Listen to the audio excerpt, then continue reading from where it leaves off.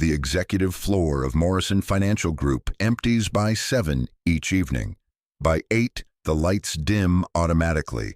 By 9, the silence becomes so complete that footsteps echo like confessions. Victoria Chen stays until 10. She stands at the floor-to-ceiling windows of her corner office, forehead pressed against the glass, watching the city pulse 43 stories below. Her reflection stares back at her. Designer suit, perfectly styled hair, diamond engagement ring catching the ambient light like a warning flare. Tomorrow she marries Preston Ashford III. Old money, old family, old expectations wrapped in new vows. The cleaning cart appears in her peripheral vision. Soft wheels on marble tile. The quiet efficiency of someone who has learned to be invisible. She doesn't turn around. She knows the routine. Monday, Wednesday. Friday nights, the janitor arrives at 9:45. He empties her trash, wipes down her desk, waters the orchid on her credenza that she keeps forgetting exists. He never speaks unless spoken to. She's never spoken to him. Tonight, something breaks inside her chest. I'm getting married tomorrow. The words fall out of her mouth before she can stop them. Desperate, raw, said to the windows, to the city, to the man pushing a cleaning cart who probably doesn't care about the personal crisis of a woman who makes more in a month than he sees in a year. The silence stretches. Victoria closes her eyes, embarrassed. She's about to apologize when she hears it. I know.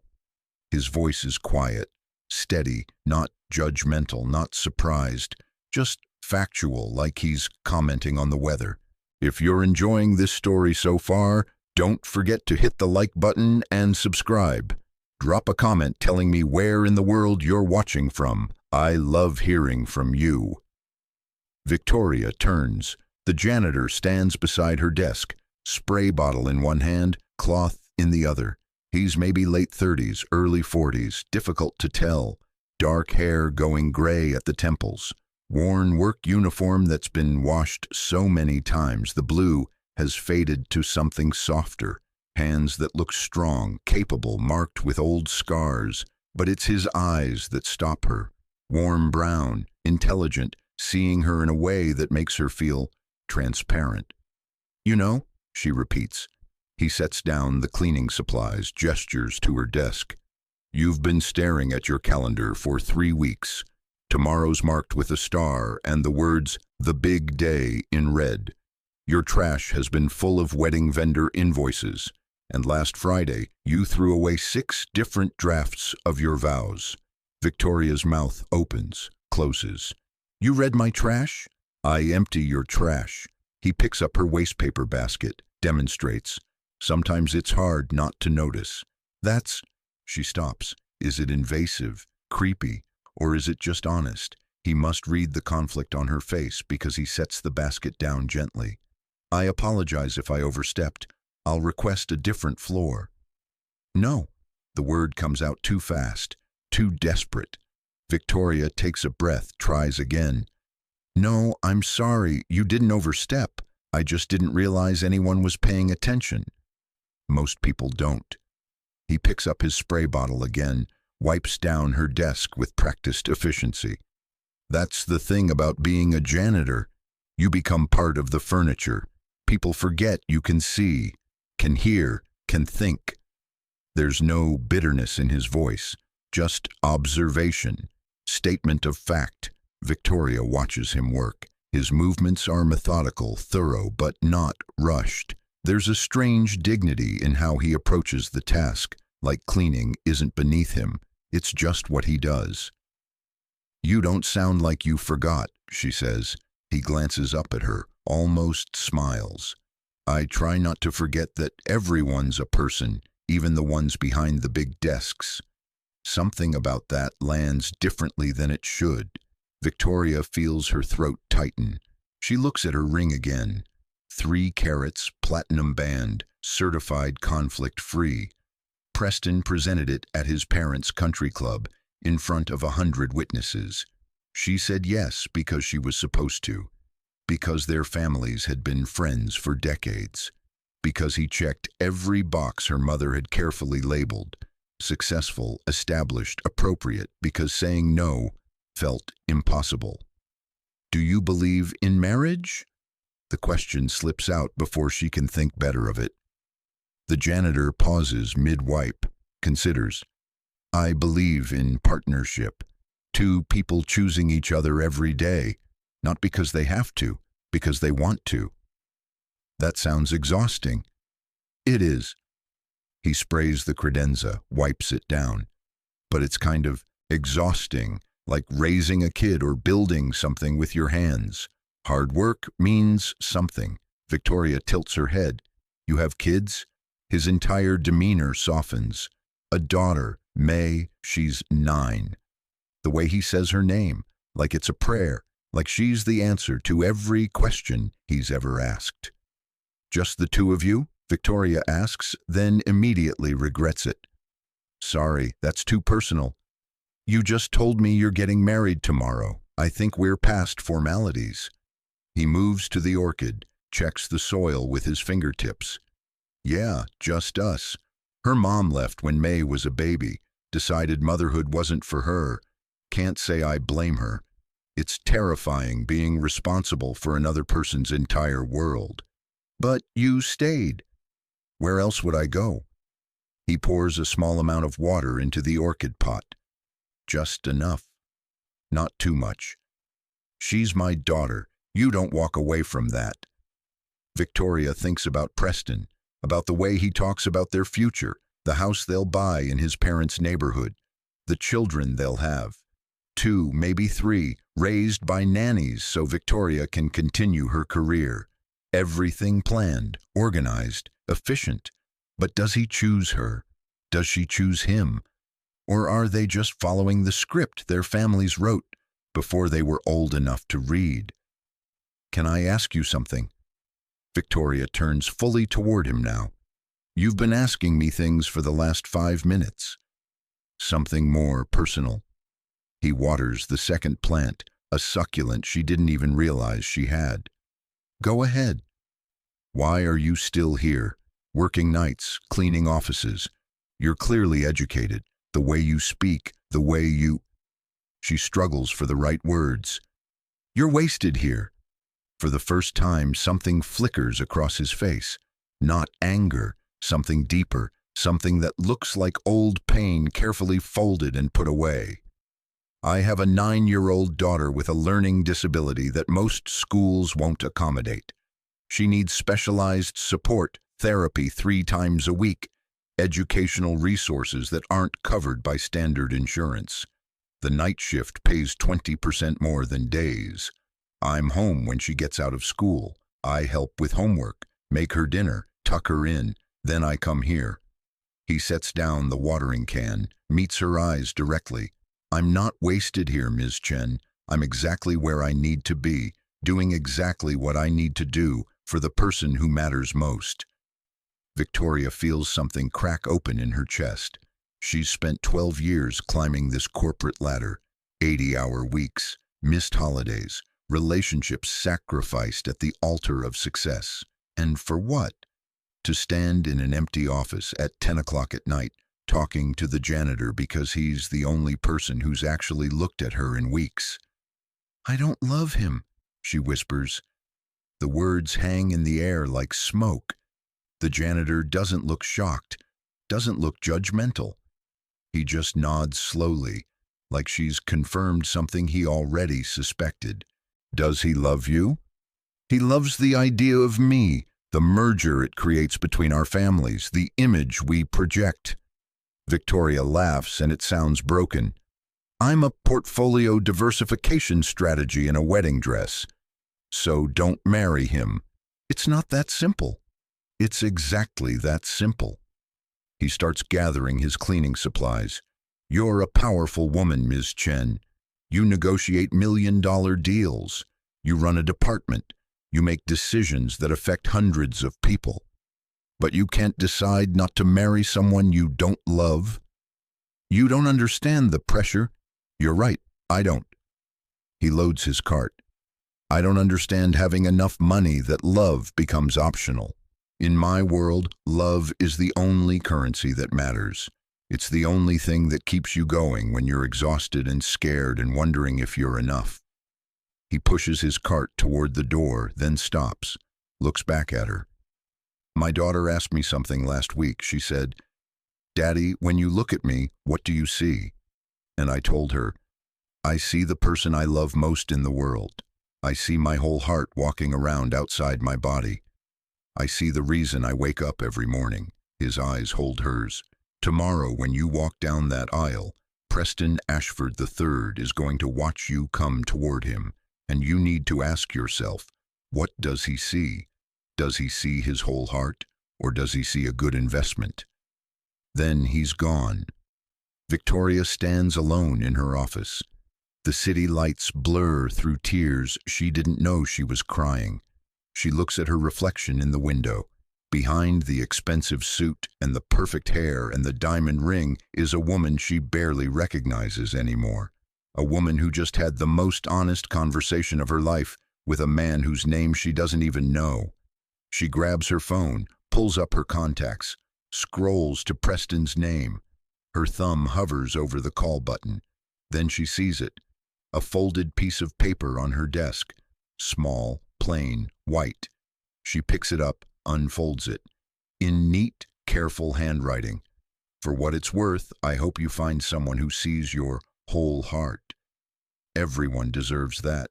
Even powerful women in corner offices. Daniel Chen. Daniel Chen. She reads the name again. Then again. Chen. Her last name is Chen. She walks to the door, looks down the hallway. The cleaning cart is disappearing into the elevator at the far end. She catches a glimpse of him in profile just before the doors close. The strong jaw, the set of his shoulders, the way he holds himself. There's something familiar there, something that tugs at the edges of her memory.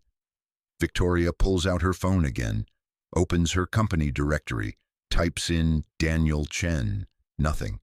She tries the building's contractor database, finds the cleaning company, requests their employee roster. There, Daniel Chen, age 41, night shift, hired 8 months ago.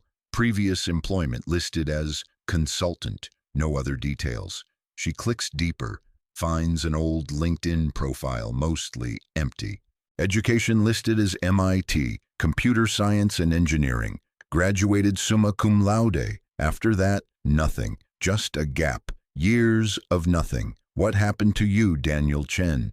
Why is a man with an MIT degree cleaning offices at night? Her phone buzzes. A text from Preston. "Don't forget, rehearsal dinner is at 6. My parents expect you there by 5:30. Wear the blue dress, not the black. Mother thinks the black makes you look severe." Victoria stares at the message. Then she looks at the note in her hand. Everyone deserves that. Even powerful women in corner offices. She makes a decision. She's not calling Preston tonight. She's not going to the rehearsal dinner in the dress his mother picked. She's not walking down an aisle toward a man who sees her as a portfolio enhancement. But she is going to find out who Daniel Chen really is, and why a man with so much education and obvious intelligence is emptying her trash at 10 o'clock at night. Because for the first time in 12 years, Victoria Chen is curious about someone other than herself. For the first time in months, she feels something other than numb resignation. She feels awake. The office lights click off automatically, plunging the room into darkness except for the city glow. Victoria stands at the window, note in hand, and watches the night cleaners emerge from the building below. She spots him, Daniel Chen, walking toward the bus stop, shoulders straight despite the hour, despite the work, despite everything. He stops, pulls out his phone, smiles at something on the screen, types a response. The smile grows wider. Texting his daughter, Victoria realizes, even at this hour, even exhausted, he's connected to the person who matters most. When was the last time someone smiled like that thinking about her? When was the last time she smiled like that thinking about anyone? Victoria picks up her own phone, starts typing, Not to Preston, to herself. A note, a reminder, a promise. Find out what makes Daniel Chen smile like that. Find out why a man with everything to offer the world chose to give it all to one little girl. Find out if there's a version of yourself who could love that fiercely, that completely, that honestly. She saves the note, gathers her things, locks her office. The elevator ride down feels different tonight, lighter somehow, like she's descending toward something instead of away from it. In the lobby, the night security guard nods at her. Late night, Ms. Chen. Not as late as Daniel's. The guard blinks. Daniel from cleaning? Yeah, he's here every night. Good guy, quiet, always asks about my grandkids. He asks about your grandkids? Every shift. Remembers their names and everything. He brought them Christmas presents last year. Nothing fancy, just books. But he asked me what they like to read and picked them out special. The guard shakes his head, smiling. Man works his tail off and still has time to care about other people's families. That's the character, right there. Victoria walks out into the November night. The cold hits her face like a wake-up call. Tomorrow she's supposed to marry Preston Ashford III, but tonight she met Daniel Chen, and nothing will ever be quite the same. Victoria doesn't sleep that night. She sits on her apartment floor, laptop open, digging through digital archives like an archaeologist searching for truth in layers of dust. Daniel Chen, MIT, computer science. The trail goes cold after graduation, but then she finds it. A tech blog post from 15 years ago, a startup feature in Wired magazine, 5 young innovators reshaping Silicon Valley. There, in the third photograph, is Daniel Chen, younger, leaner, wearing a company t-shirt, and the confident smile of someone who believed the world was knowable, solvable, fixable through code. The caption reads, Daniel Chen, co-founder and CTO of Lighthouse AI, believes machine learning can predict and prevent medical emergencies before they happen. His algorithm has already saved 12 lives in beta testing. Victoria reads the article 3 times. Lighthouse AI. She remembers the name. They were going to revolutionize healthcare. Then they disappeared. She keeps searching, finds a brief obituary from 9 years ago. Melissa Chen, age 28, passed away unexpectedly, survived by her husband Daniel and infant daughter May. The pieces click into place with sickening clarity. Wife dies, startup collapses, man vanishes from Silicon Valley, resurfaces 8 months ago as a night janitor. Victoria closes her laptop. The sky outside her windows is turning pale gray, dawn arriving like judgment. Her phone rings. Preston. She stares at his name on the screen, lets it ring and ring and ring. It goes to voicemail, immediately rings again. She answers. Preston. Where the hell are you? His voice is sharp, controlled anger wrapped in expensive diction. You missed the rehearsal dinner. My mother is furious. Your mother is mortified. What am I supposed to tell 300 wedding guests? Tell them I'm sorry. Silence. Then, that's it? You're sorry? I can't marry you, Preston. The words feel like stepping off a cliff, terrifying and liberating in equal measure. Don't be ridiculous. You're just nervous. Every bride gets cold feet. I don't love you. Love? He laughs. Actually, I laugh. Victoria, we're adults. Love is what teenagers feel. We have something better. Partnership, mutual respect, strategic alignment. You sound like you're describing a business merger. What else would marriage be? And there it is. The truth she's been avoiding for 8 months. Preston doesn't love her either. He never pretended to. She just didn't want to see it. I'm calling off the wedding, she says quietly. Like hell you are. Do you have any idea what this will do to our families? To your career? My father is on the board of directors at Morrison. One word from him. Then let him say it. Victoria feels something unlock inside her chest. I'd rather lose my job than lose myself. She hangs up. The phone immediately explodes with calls. Her mother, Preston again. His mother, her assistant, the wedding planner. She turns it off, sits in the sudden silence. Then she gets dressed. Not in the blue dress Preston's mother preferred, in jeans and a sweater, clothes that feel like permission to be human. She has somewhere to be. Lincoln Elementary School sits in a neighborhood Victoria has driven through but never stopped in. Modest houses with chain-link fences, corner stores with handwritten signs. The kind of place where people work hard and still struggle. The kind of place that hides people who used to reshape Silicon Valley.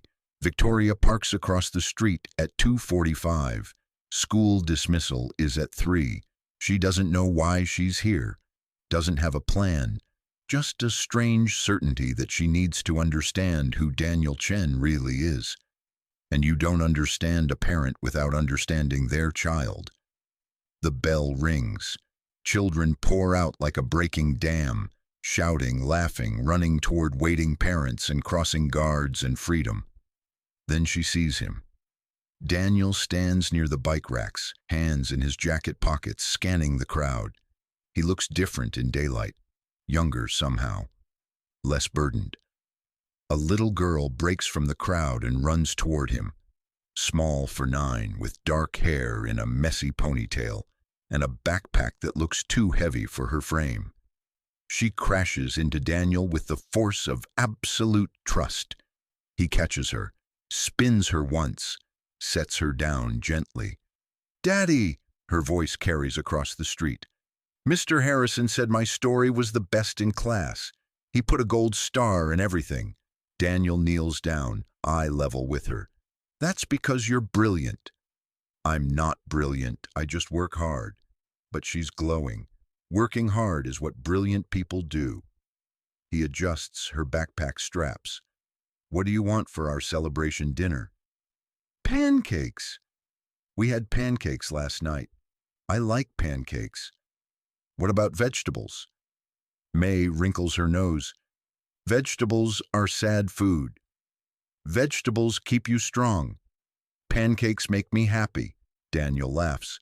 The sound is warm, unguarded, completely different from the careful man who cleaned her office. "Okay, pancakes, but you're eating at least 3 pieces of broccoli." "2 pieces." "3." 2.5. "Deal." They shake on it, solemn as business partners. Then May notices something. "Daddy, that lady is looking at us." Victoria's heart stops. She's been staring, standing beside her car in a neighborhood where she doesn't belong, watching them like some kind of stalker. Daniel follows his daughter's gaze. His eyes meet Victoria's across the street. For a long moment, nobody moves. Then Daniel says something to May. She nods. They cross the street together. Victoria wants to run, wants to explain, wants to disappear, but Daniel stops in front of her, hand resting protectively on his daughter's shoulder, and simply asks, "Ms. Chen, are you all right?" The question undoes her. Not, "What are you doing here?" or "Why are you following me?" Just genuine concern for her well-being. "I called off my wedding," she says. May gasps. "You were getting married?" "I was supposed to."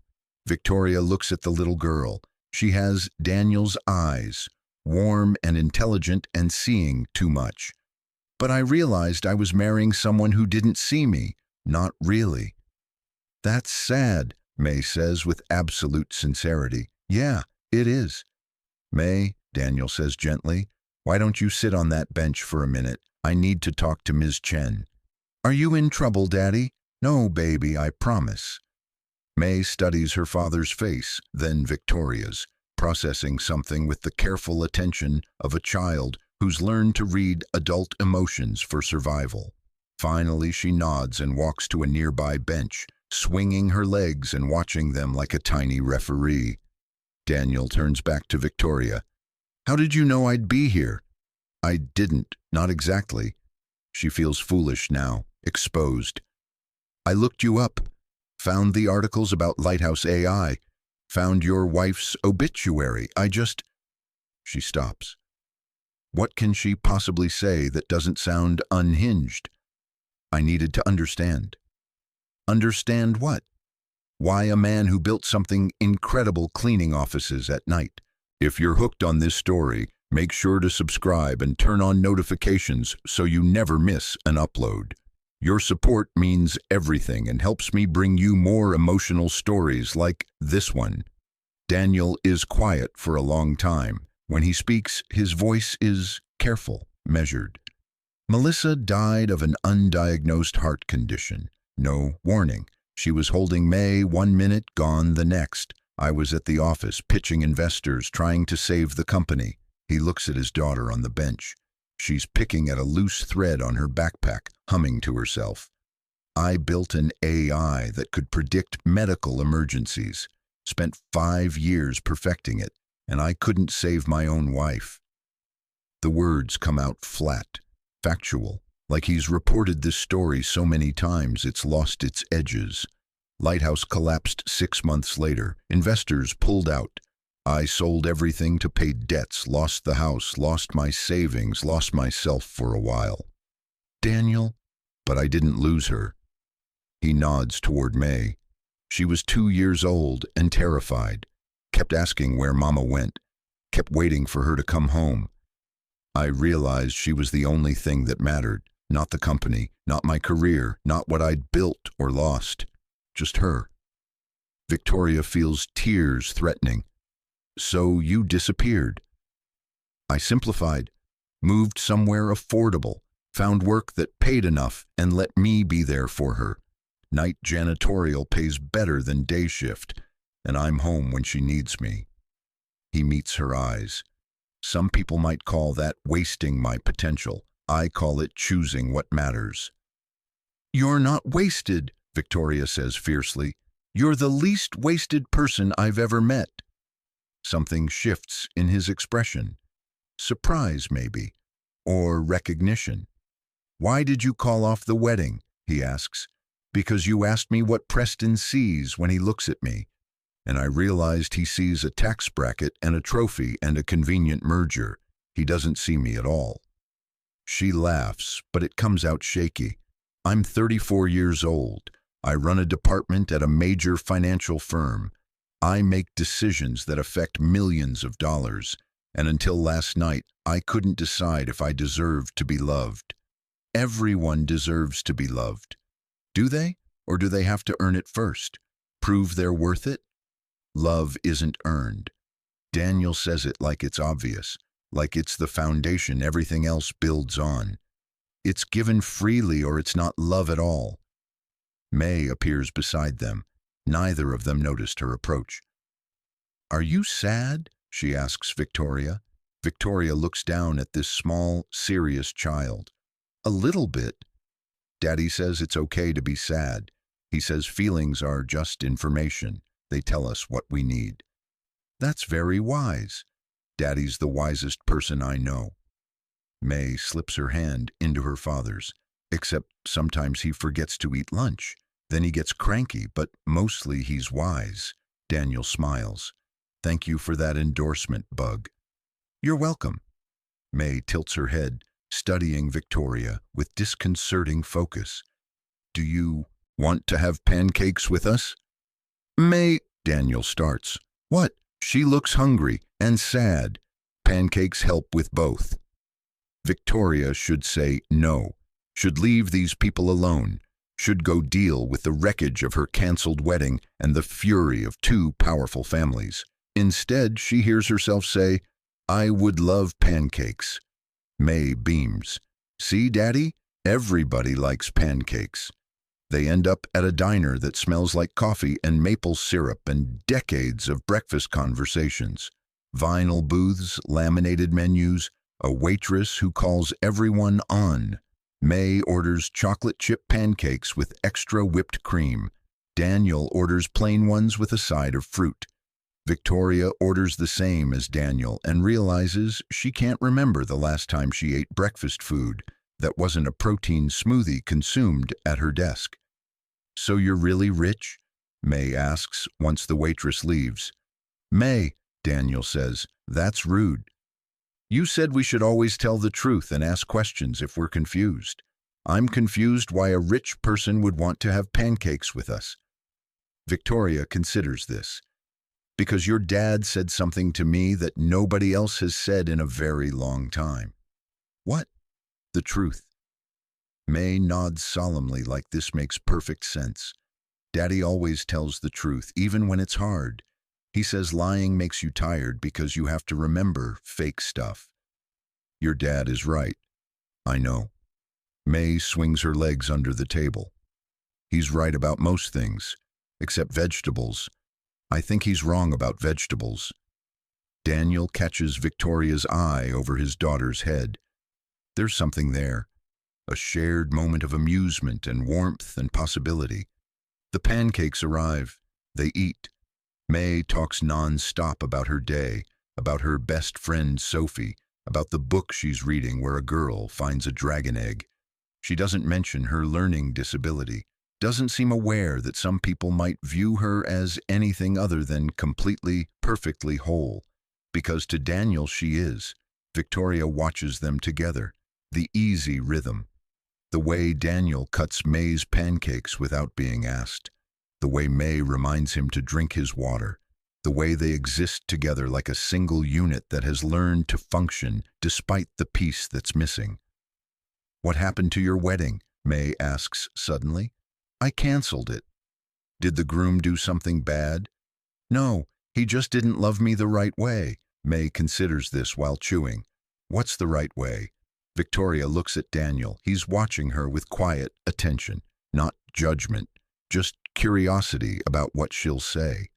The right way is when someone sees all of you, the good parts and the scared parts and the confused parts, and they choose you anyway, not because you're perfect, because you're yours.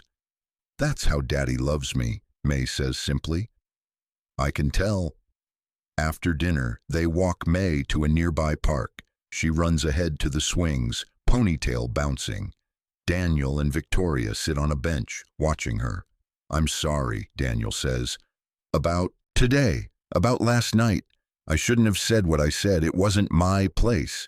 Yes, it was. Someone needed to say it. Victoria pulls her coat tighter. The November air has teeth. Can I ask you something? Sure. Do you ever miss it? Silicon Valley, building things, being that person? Daniel watches May swing higher, higher, laughing at the sky. I miss work sometimes, the problem solving, the satisfaction of creating something elegant. He pauses. But I don't miss the person I was becoming. Obsessed. Absent. Convinced that changing the world was more important than being present for my family. You were trying to save lives. I was trying to save everyone except the people in front of me. His voice is quiet but certain. My wife used to joke that I'd build an AI to predict when May would cry, but I wouldn't hear her crying in the next room because I was too focused on code. Victoria winces. That must hurt to remember. It does, but it taught me something. He turns to look at her. The most important work we do isn't always the most visible. Sometimes it's just showing up, being present, choosing people over prestige. Is that why you talked to me last night? Because I needed someone to show up? I talked to you because you looked like I felt the night before Melissa's funeral, like you were drowning in a room full of air. The accuracy of that hits Victoria in the chest. I am drowning, she admits. I've been drowning for years. I just got really good at pretending I could breathe. So stop pretending. It's not that easy. My mother will never forgive me. Preston's family will make sure I'm blacklisted from every social circle in the city. Morrison's board will probably force me out. I'm about to lose everything. Not everything, Daniel nods toward May. You're about to lose things that don't matter. That's different. Victoria watches the little girl on the swings, 9 years old, learning disability, father who works nights as a janitor, And yet she's laughing like joy is the only reasonable response to being alive. I don't know how to be the person who values the right things, Victoria says softly. Nobody does at first. It's a practice. You just keep choosing, every day, over and over, until one day you look up and realize you've become someone you don't hate. Is that what you did? That's what I'm doing. Present tense, it's not finished. He smiles slightly. But I'm getting there. May runs over, breathless. Daddy, can Victoria come to our house? I want to show her my dragon drawings. Bug, Victoria probably has things to do. Actually, Victoria interrupts, I'd love to see your dragon drawings. May's face lights up like Christmas. Daniel looks at Victoria, really looks at her, like he's trying to understand what shifted. Why does a woman who runs a financial department choose to spend Saturday evening in a cramped apartment with a janitor and his daughter? Victoria holds his gaze, lets him see the truth. She doesn't know why either. She just knows that for the first time in 12 years, she's exactly where she wants to be. Okay, Daniel says finally, but I'm warning you there are at least 40 dragon drawings, maybe 50. 63, May corrects proudly. Victoria laughs. I can't wait to see all 63. They walk toward Daniel's apartment as the sun sets, orange and gold bleeding into purple. May skips ahead, already narrating the story of each dragon. Daniel walks beside Victoria, close enough that their shoulders almost touch. And Victoria Chen, who yesterday was about to marry a man she didn't love, who built a career on calculated decisions and strategic moves, makes the first purely instinctive choice of her adult life. She stays.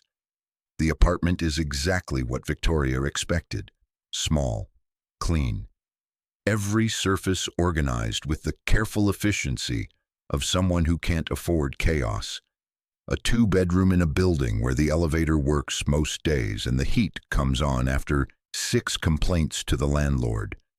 But the walls are covered in dragons, 63 drawings taped and pinned and carefully arranged, some in crayon, some in marker, some in colored pencil that shows real emerging skill. Dragons breathing fire, dragons sleeping on treasure, dragons befriending small girls who look suspiciously like May. This one is Emberwind, May explains, pointing to a green dragon with careful shading. She protects the forest. And this is Starscale. He's shy but very smart. And this is Thornheart. She looks mean, but she's actually just misunderstood. Victoria kneels down, examining each drawing with genuine attention. You gave them all personalities. Of course, they're not just dragons. They're people. Dragon people. May pauses. Wait, is that the right word? I think it's perfect. For the next hour, Victoria learns the complete mythology of May's dragon world. The politics, the family structures, the ancient war between sky dragons and mountain dragons that ended when one brave princess suggested they try talking instead of fighting. Daniel makes tea in the tiny kitchen. Victoria hears the kettle whistle, hears him moving with practiced quiet. When he brings her a mug, their fingers touch briefly. The contact feels electric, significant. She doesn't usually share her dragons with strangers, Daniel says softly. I'm honored. You should be. Those dragons are her whole heart. Victoria sips the tea. It's good, simple and warm, and exactly what she needed. She's remarkable, Daniel. You're raising someone extraordinary. I'm just trying not to mess her up too badly. You're doing more than that. You're teaching her that her imagination matters, that her stories have value, that she has value. Victoria sets down the mug. My parents never did that. I was always too loud, too curious, too much. They wanted me polished and quiet and appropriate, so I learned to be all those things, and I forgot who I was underneath. Daniel sits beside her on the worn couch, close but not touching. It's not too late to remember. Before Victoria can respond, her phone buzzes. then buzzes again and again. She pulls it out. 15 missed calls, 32 text messages, 3 voicemails, all in the last hour. Her mother, "Call me immediately. This is unacceptable. Preston, we need to talk, face to face, tonight." Her assistant, "The board called an emergency meeting Monday morning. They want to discuss your position." And one from a number she doesn't recognize. "Ms. Chen, this is Richard Ashford, Preston's father. Whatever you think you're doing, you're making a grave mistake. Call me." The walls close in, reality crashing back like a wave. "Victoria," Daniel's voice is gentle. "What's wrong?" She shows him the messages, watches his face tighten as he reads. "They're going to fire you," he says quietly. "Probably. Because you called off a wedding? Because I embarrassed a powerful family." Richard Ashford sits on Morrison's board. He golfs with the CEO, one word from him, and I'm out. She takes a shaky breath. 12 years. I've given that company 12 years of 80-hour weeks and perfect performance reviews and sacrificing everything personal for professional advancement. And it means nothing because I wouldn't marry his son. That's not legal. It doesn't have to be legal. It just has to be quiet. They'll say it's performance-related, restructuring, budget cuts. There are 1,000 ways to push someone out without admitting why. May appears in the doorway, clutching a stuffed dragon. "Victoria, are you okay? You look sad again." Victoria tries to smile. Fails. "Just some grown-up problems, sweetheart. Daddy always says problems are just puzzles that need different thinking. Your daddy is very wise." "I know." May climbs onto the couch between them. "When I have problems at school, Daddy helps me break them into smaller pieces. Then they're not so scary." Daniel wraps an arm around his daughter. "That's right, Bug." "So what are the small pieces of Victoria's problem?" Victoria looks at this 9-year-old girl with her clear logic and her absence of fear. "The small pieces are, I called off my wedding. His family is angry. They have power at my job. I might lose my career." "Do you want to marry the man?" "No." "Then that piece is solved. You did the right thing." May counts on her fingers. His family is angry. You can't control how other people feel. That's what Miss Jennifer says in counseling. So that piece isn't yours to solve. "She's right," Daniel says softly. "They have power at your job," May continues. "That's the tricky piece. But Daddy always says you can't control what other people do. You can only control what you do." She looks up at Victoria with absolute seriousness. "So what do you want to do?" The question lands like a bell tone, clear and resonant and impossible to ignore. What does Victoria want to do? Not what her mother wants. Not what Preston's family demands. Not what fear dictates. What does she actually want? "I want to stop being afraid," Victoria says slowly. "I want to make decisions based on what's right instead of what's safe. I want to build a life that feels like mine." May nods, satisfied. "Then do that."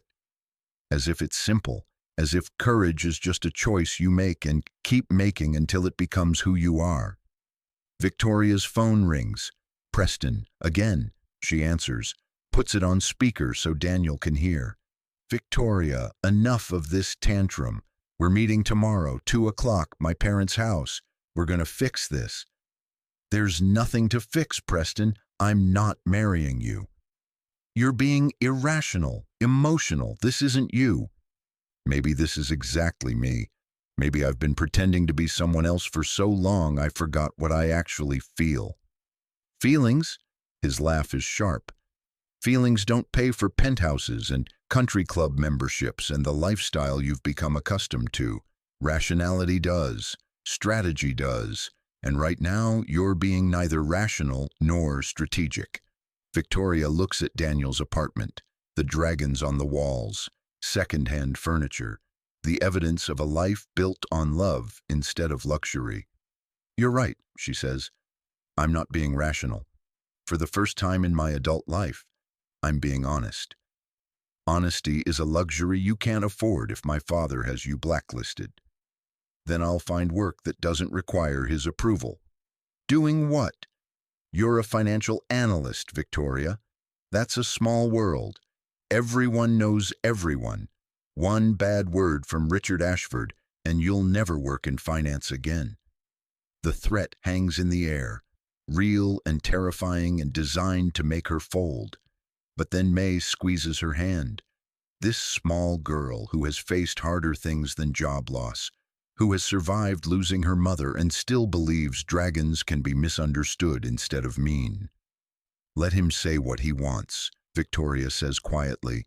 I'm done making decisions based on fear. She hangs up. The silence that follows feels like standing on the edge of a cliff. One step forward into freefall. No net, no guarantee of landing safely. That was brave, Daniel says. That was terrifying. Same thing sometimes. Victoria's hands shake. She sets down the phone like it might explode. What if I can't find another job? What if they blacklist me and I lose everything I've worked for? Then you start over. Daniel says it like it's simple. You rebuild with different materials. You discover that the person you are matters more than the position you held. Easy for you to say, you've already lost everything. The words come out harsher than she intended. Victoria immediately regrets them, but Daniel doesn't look offended. He just nods. You're right. I have lost everything. My wife, my company, my career, my savings, my house, everything except May. He looks at his daughter, curled against his side. And that's how I learned what actually matters. Not the easy way, the way that breaks you and forces you to rebuild. I'm not as strong as you. You don't know that yet. Strength isn't something you have. It's something you discover when you have no other choice. May yawns, the day catching up with her. Daniel scoops her up gently. Come on, Bug, bedtime. But Victoria, we'll still be here when you wake up. He glances at Victoria. A question. She nods. I will. Daniel carries May to her room. Victoria sits alone in the living room, surrounded by dragons. She hears him reading a bedtime story through the thin walls. His voice is soft and rhythmic. May asking questions, Daniel answering with infinite patience. This is what love sounds like, Victoria realizes. Not grand gestures or expensive gifts, just presence, consistency, showing up every single night to read about dragons and tuck in blankets, and promise tomorrow will come. When Daniel returns, he sits beside her, closer this time. You don't have to stay, he says, I know. But you're staying anyway. Yes. Why? Victoria turns to look at him. Really look at him. This man who has given up everything impressive to become someone important, who cleans offices at night so he can be present during the day, who talks to sad women in corner offices because he remembers what it's like to drown. Because when I'm here, I can breathe, she says simply. Something shifts in Daniel's expression, softens, opens. He reaches over, tucks a strand of hair behind her ear. The gesture is gentle, deliberate, asking permission. Victoria leans into his touch. I don't have anything to offer you, Daniel says quietly. No money, no prestige, no security, just me and May and a life that's small and ordinary and… Stop, Victoria takes his hand. You have everything to offer. You have integrity, presence, the ability to see people, to show up, to choose what matters. Her voice cracks. You saved me, Daniel, last night in that office. You reminded me that I'm allowed to want more than what's expected. Victoria, I spent 12 years building a life that looks impressive from the outside. But you built something real, something that actually matters. And I want to learn how to do that. Daniel searches her face. This isn't gratitude talking, rebound emotion from calling off your wedding. This is me being honest for the first time in years. She squeezes his hand. I don't know where this goes. I don't know if we make sense, but I know that sitting on this couch with you and your daughter feels more real than anything I've experienced in my entire adult life. It won't be easy. Dating a single dad who works nights. I'm about to lose my job and get blacklisted from my entire industry. I think I can handle complex. Daniel laughs. Actually, I laugh. The sound fills the small apartment with warmth. Then he kisses her, soft, questioning, like he's giving her space to say no. Victoria kisses him back, says yes with her entire body. When they break apart, both breathless, Daniel rests his forehead against hers. This is crazy, he whispers. I know. You could still change your mind. Go back to Preston. Keep your job. Keep your life. That was never my life. It was a performance. A very convincing one, but still a performance. Victoria pulls back to meet his eyes. I want to build something real with you, if you'll let me. Are you sure? Because May gets attached. And if this doesn't work, I'm sure. And as she says it, Victoria realizes it's true. More true than any decision she's made in years. I can't promise I won't mess up. I don't know how to be the person who chooses right over safe. But I want to learn. Will you teach me? Daniel's smile is slow. Genuine. The smile of someone who has been alone for a long time and is just now remembering what connection feels like. Yeah, he says, I'll teach you. They sit together on the couch as the night deepens, not talking, just being. Two people who have both lost themselves in different ways, finding each other in a small apartment covered in dragon drawings.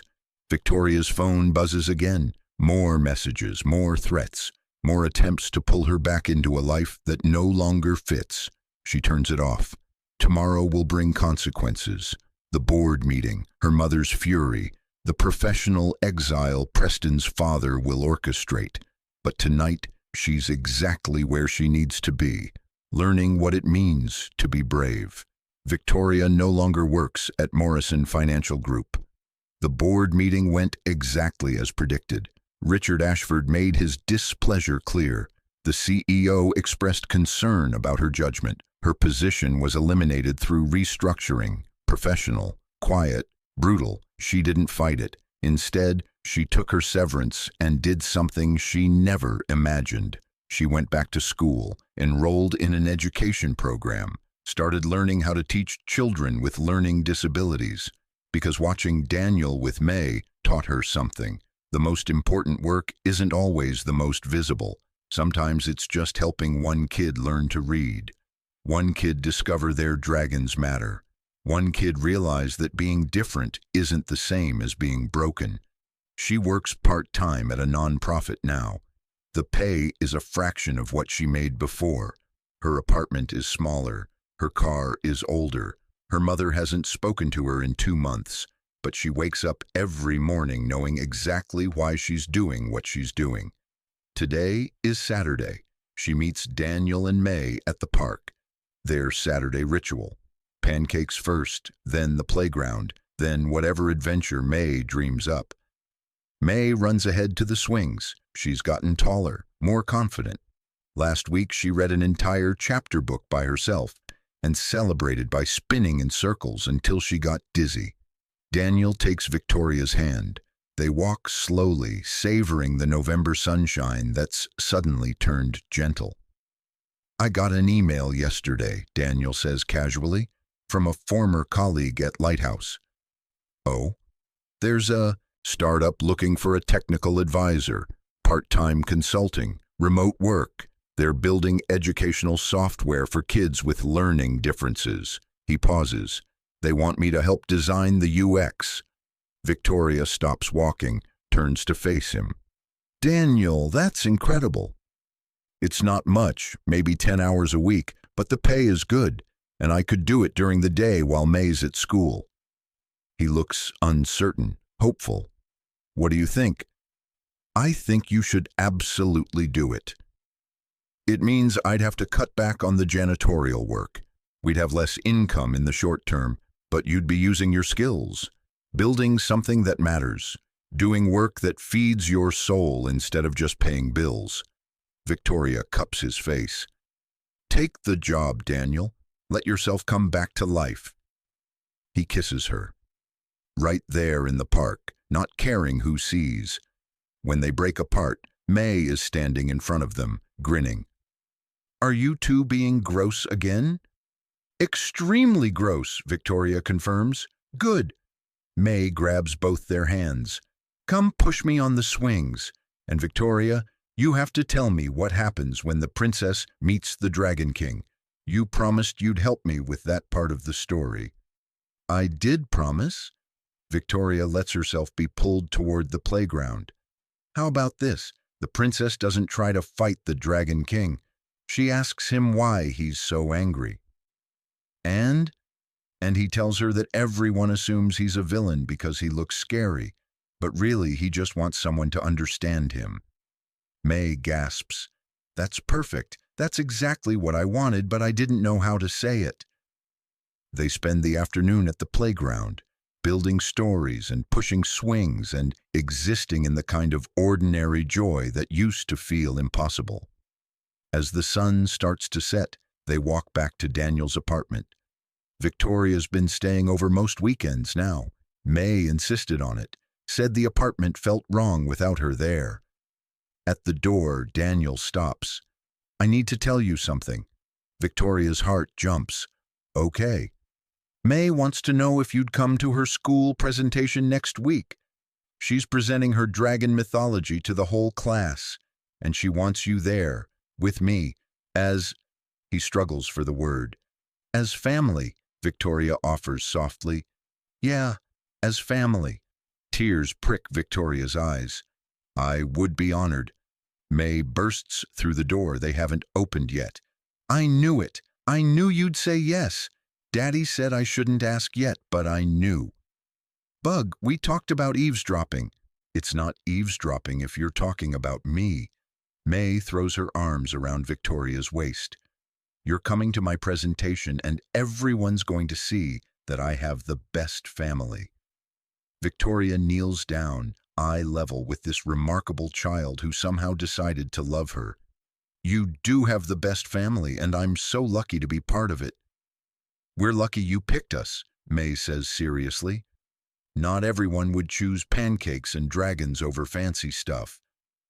The fancy stuff was never real. This is real. That night, after May is asleep, Victoria and Daniel sit on the small balcony. The city hums below them, different from the view from her old corner office. Lower, louder, more alive. Do you regret it? Daniel asks. Giving up your career, your old life? Victoria thinks about it. Really thinks about it. She remembers the empty office at 10 p.m., the ring that felt like handcuffs, the reflection in the window of a woman she didn't recognize.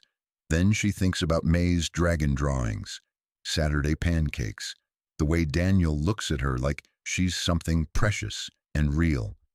I don't regret it, she says. I regret that it took me so long to realize what I was missing, but I don't regret the choice itself. Even though you lost your job, your income, your status, I didn't lose those things. I traded them for something better. She takes his hand. I traded performance for presence, strategy for authenticity, fear for love. That's not a loss. That's an evolution. Daniel pulls her close. They sit in comfortable silence, watching the stars that you can't see from corner offices, but are visible from a third-floor balcony in a modest building where the heat works most days and the elevator breaks sometimes, but the people inside choose each other every single day. That's the work. That's the practice. That's the life Victoria Chen is building now. Not impressive from the outside, but absolutely real on the inside. And that makes all the difference. The small community center buzzes with the chatter of families gathering for the annual showcase. Folding chairs arranged in crooked rows, a stage made from risers and hope, programs printed on regular paper because there's no budget for anything fancier. Victoria stands backstage with May. The girl is vibrating with nervous energy, clutching her poster board covered in dragon drawings. "What if I mess up?" May whispers. "Then you keep going. Mistakes just mean you're being brave enough to try." Daddy said the same thing. Your daddy is wise. So are you. May looks up at her. "Can I call you something besides Victoria? It feels weird to use your whole name now." Victoria's heart stops. "What would you like to call me?" May chews her lip, thinking. "What if I call you V, like the letter? It's part of Victoria, but also part of us." "I love that." "Really?" "Really." May beams, then runs on stage when her name is called. Victoria watches from the wings as this extraordinary child presents her dragon mythology to a room full of people, explains the complex political systems, the family structures, the ancient war that ended with conversation instead of violence. The audience is captivated. Teachers take notes. Other kids ask questions. And Mai answers each one with absolute confidence, not despite her learning disability. Because of it. Because she's had to work harder, think differently, find creative solutions. Because she's learned that being different is where the magic lives. When it's over, the applause is thunderous. May takes a bow, spots Victoria and Daniel in the third row, waves so enthusiastically she nearly drops her poster board. After the showcase, they go for ice cream, the three of them squeezed into a booth at the parlor where they know the owner and the owner knows them. "I'm going to be a storyteller when I grow up," May announces. "Or maybe a teacher who teaches other kids how to be storytellers. Can you do both?" "You can do anything you work for," Daniel says. "Then I'm doing both." Victoria watches them, father and daughter, her family now, not through biology or legal documents, through choice, through daily practice, through showing up. Her phone rings, unknown number. She almost ignores it, then answers. "Ms. Chen, this is Margaret Torres. I run the Learning Differences Institute. I was at the showcase tonight. Your daughter's presentation was extraordinary." "Thank you, but she's not my—" Victoria stops, looks at May licking her ice cream cone, legs swinging under the table. "Thank you, she worked very hard." "I could tell. Listen, I'll make this quick. We're launching a new program, teacher training for educators who want to specialize in learning differences. Someone mentioned you were in our certification program.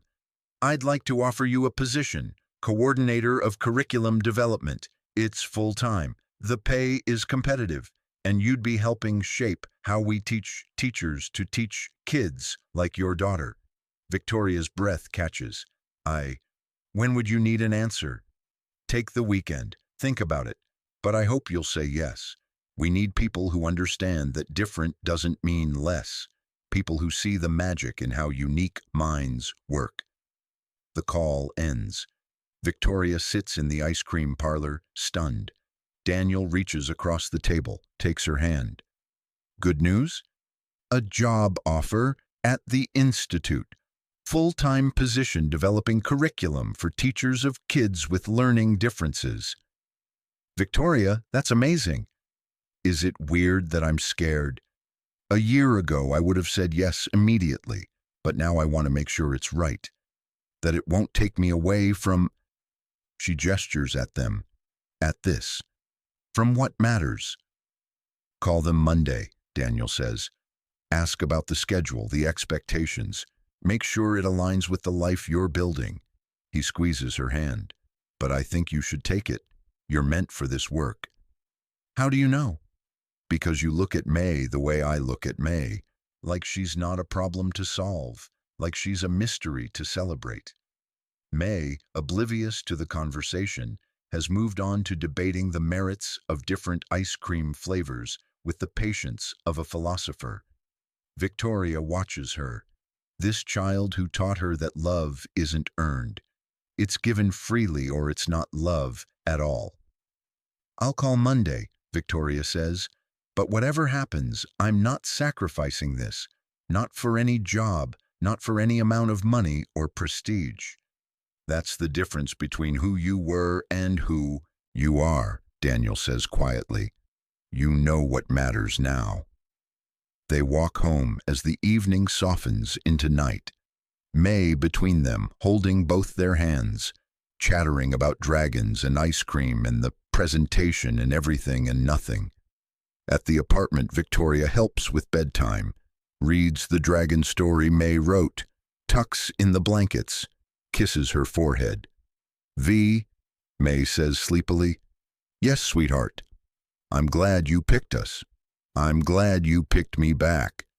In the living room, Daniel makes tea.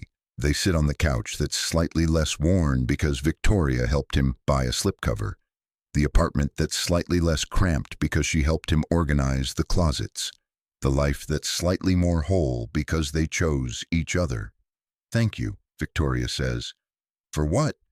"For seeing me that night in the office. You saw me when I couldn't see myself." "You saved yourself," Daniel says. "I just asked the right question." "What was the question?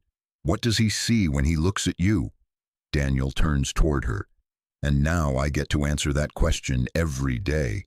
When I look at you, I see someone brave enough to start over. Someone who traded safety for truth. Someone who chose love over everything else."